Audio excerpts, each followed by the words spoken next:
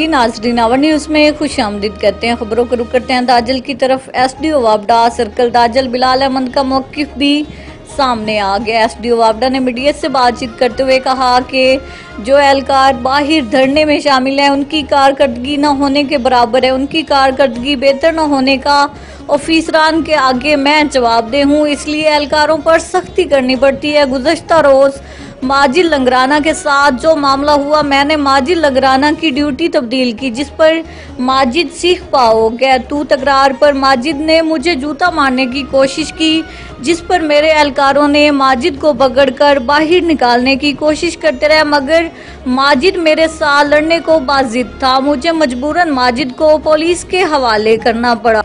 बाकी काम ऑफिसरान का है, वो इंक्वायरी करके जो फैसला देंगे अमल दरामद करूंगा।